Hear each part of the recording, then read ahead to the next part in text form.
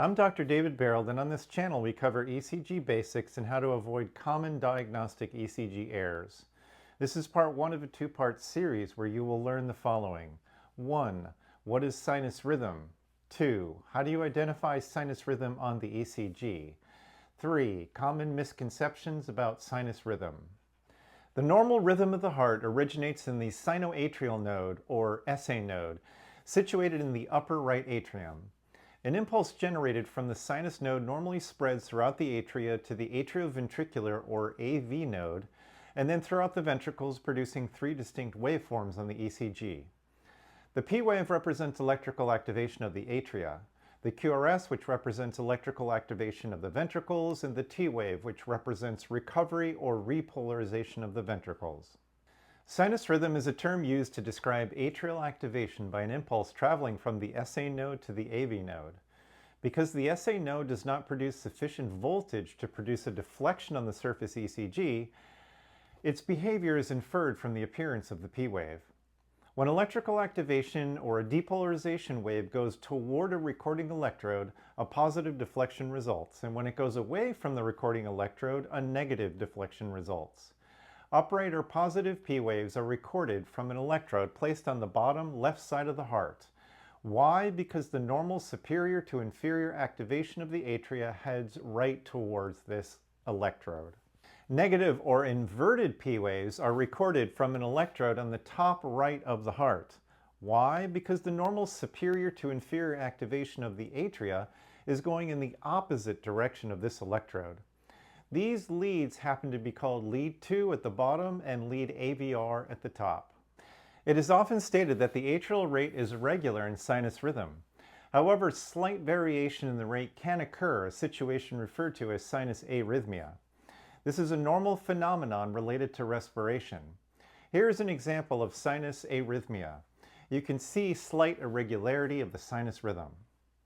A sinus rhythm with a rate between 60 and 100 beats per minute is referred to as normal sinus rhythm.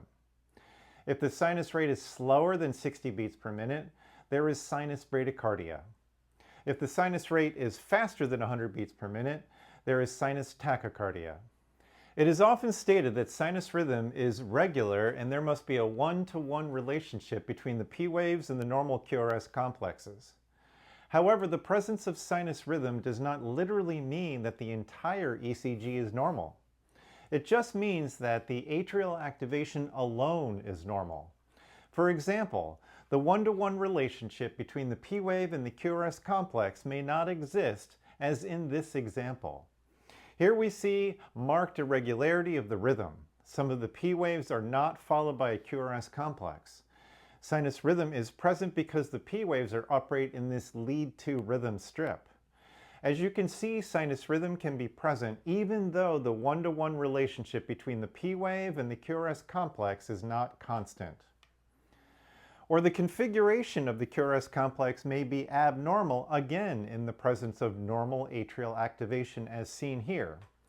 The QRS complexes are very wide, but sinus rhythm is present as the P waves are up in lead 2 and down in lead AVR. That's it! Now get ready for the key takeaways. 1. Sinus rhythm on the ECG is characterized as an upright P wave in lead 2 at the bottom and a negative P wave in lead AVR on top. 2. Sinus rhythm with slight variation in the rate is called sinus arrhythmia and is normal. 3. A sinus rhythm with a rate between 60 and 100 beats per minute is normal sinus rhythm. 4. If the sinus rate is slower than 60 beats per minute, there is sinus bradycardia, and if it is faster than 100 beats per minute, there is sinus tachycardia.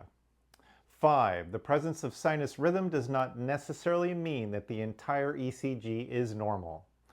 Next, be sure to watch part 2 to complete this series where we will review several ECG practice strips to test your acquired knowledge.